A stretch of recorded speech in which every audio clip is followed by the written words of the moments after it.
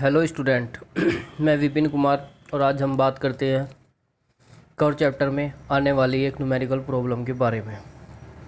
जैसा कि दिया है, एक सरल वक्र की त्रिज्या 450 मीटर है यदि स्पर्श रेखाओं के प्रतिच्छेदन कोण 120 डिग्री हो तो निम्न को ज्ञात कीजिए। तो स्टूडेंट, निम्न को ज्ञात करने के लिए हमारे पास आर का और फाई का होना ज़रूरी है। फाई होता है हमारा विक्षेपण कोण और आर होता है हमारा त्रिज्या।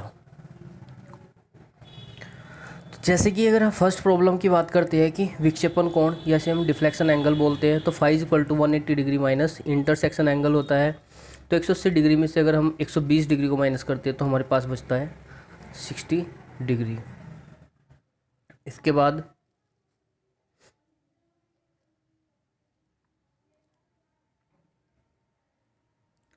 स्पर्श रेखा की लंबाई। स्पर्श रेखा की लंबाई के लिए फॉर्मूला होता है r tan φ/2। तो हमने r का मान 450 तथा फाई का मान 60 डिग्री रखने के बाद कैलकुलेशन करते हैं तो हमारे पास आता है 159.81 मीटर। इसके बाद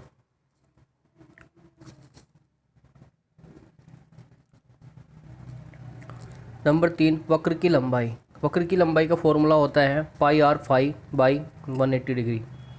आर का मान और फाई का मान रखने के बाद इस कैलकुलेशन करने के बाद आता है 471 मीटर। इसके बाद नंबर 4, दीर्घ जीवा की लंबाई या length of long chord. Formula होता है 2r sin φ/2। तो आर का और फाई का मान रखने के बाद अगर कैलकुलेशन करते हैं तो हमारे पास आता है 1450 मीटर, 450 मीटर। इसके बाद नंबर 5, शीर्ष दूरी अपेक्स डिस्टेंस बोलते हैं। फॉर्मूला होता है इसका r इंटू सेक φ/2 - 1। तो r का और फाई का मान रखने के बाद अगर कैलकुलेशन करते हैं तो आता है 69.61।